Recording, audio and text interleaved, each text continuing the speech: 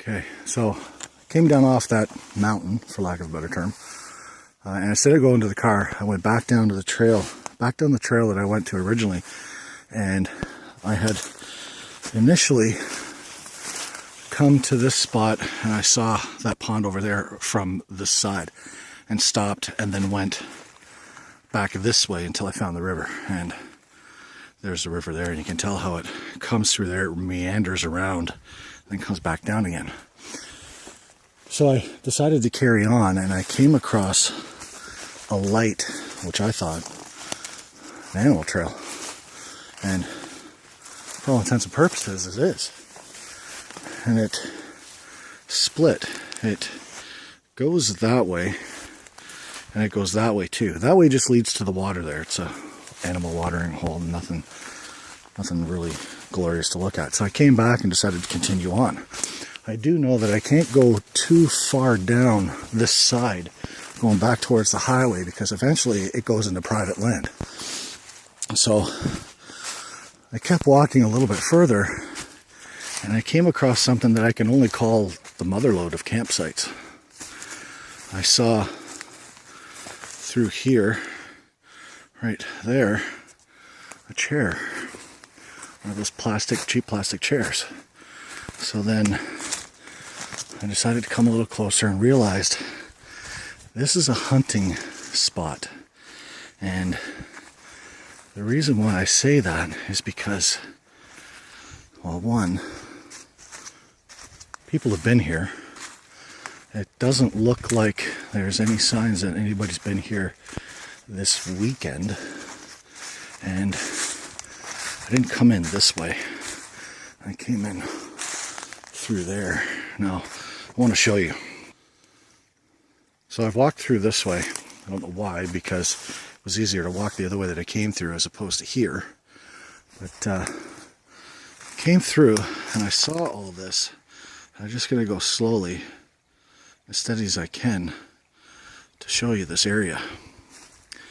So the first thing I want to point out, other than the first thing that caught my attention, was the chair there. When I came through here, what had caught my eye was this right here. That is a barrier of fallen trees and stuff. But this ground, which is a fairly large size, I don't know how big it is, but it's flat. It's sandy. And I would say it's got to be, I would say close to 8 feet, maybe 9. I don't know. I don't know if I could get my large tent in here. It looks pretty close. I could probably move some stuff around, but I don't really want to interfere too much with this, because this is obviously somebody's spot. And the reason why I say that, not only because of the work that they did here to put this little barrier up for this flat spot for a tent, which I think is an awesome spot, they've also got what I thought at first was just a bunch of garbage, but it's not. Table, water jug, there is a grill stand there, there's another chair hung upside down, looks like a potato sack. All this stuff is usable. Other chair, there's a couple more of those wire coils that you could use as chairs. I see another grill there on the ground. And then when you come over here, when you look at the fire pit, there's the fire pit there. Not very big, right? Something small, nothing really assuming. They built a table. Okay, so there's a table there.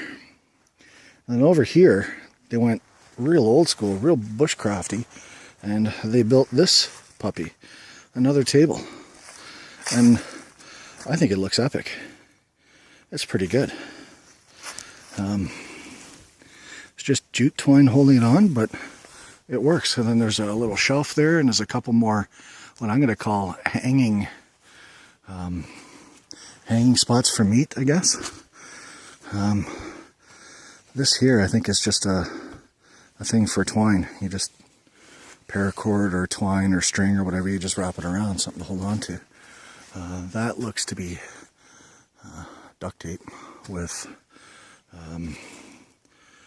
right there. Try to focus in on it. Fungi. But, and then I see stuff like this. Dream catchers. So there's that one there. And there is this one right here. So this tells me this is Indian.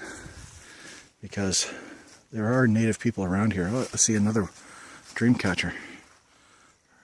Sorry for the shakiness. Another one right there. Now, other than that spot right there, with a little bit of work, you could get a tent right here.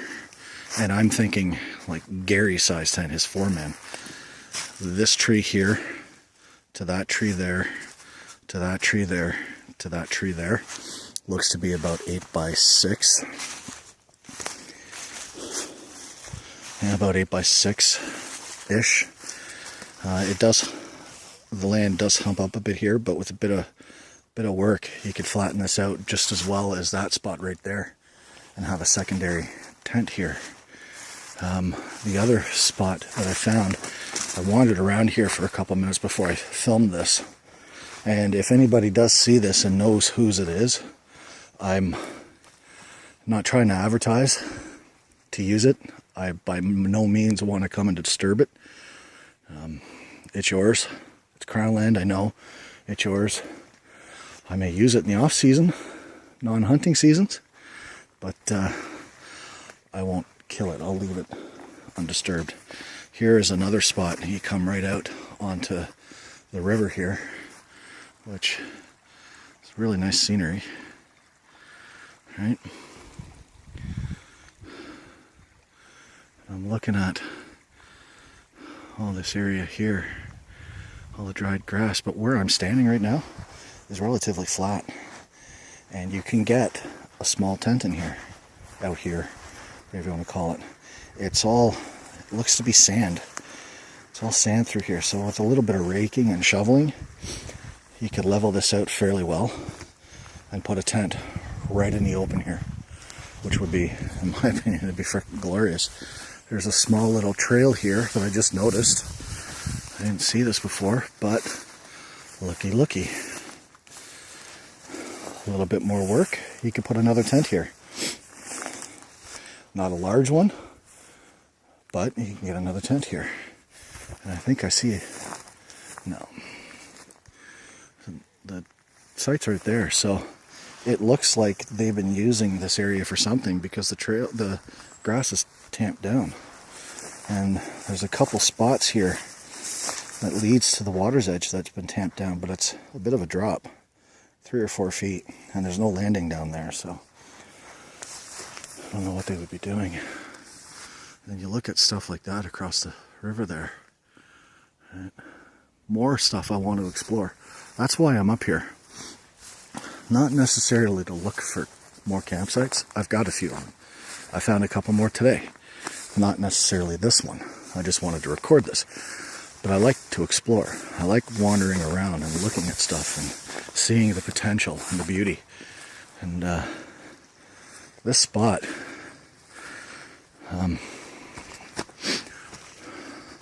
early fall, late spring, depending on when hunting seasons end or what type of hunting seasons end and start, I might come out here and use this. It's not far from the car, so you could pack in the world again. I think I'm 600 meters down a trail. The trail does get a little more rugged through here, but it's not bad. So again, it's a hit and miss. My assumption would be that they would ATV in here to a certain point, but this place is great. I wouldn't want to come here and have the owners come in though. So I don't know if I would actually use it or not. But this spot right here alone is worth its weight in gold. How flat that is, perfect spot for a tent. I can get my small tent in there, no problem. So I gotta make this short. I'm gonna go back to the car probably. I think I've pretty much explored this whole area out. I may go a different way and just hug the water and go through a little bit before I come back out to the trail, just to see what else is there. But other than that, we'll see. I may go further down to the other campsites, the 2 Tent Bingo. And if it's vacant, I may stop there and have a coffee, or I may do it at the other spot, the big camp spot Vince and I found. Actually, I think I'll go down there and see what it looks like now. It's always great the first time around. The second time around, you come out to spots and you're second guessing and you're thinking, you know, that's not as good as I thought it was. So there's that looks like right in there. I don't know if that's rock or it's sand. Well, I'm gonna go check it out.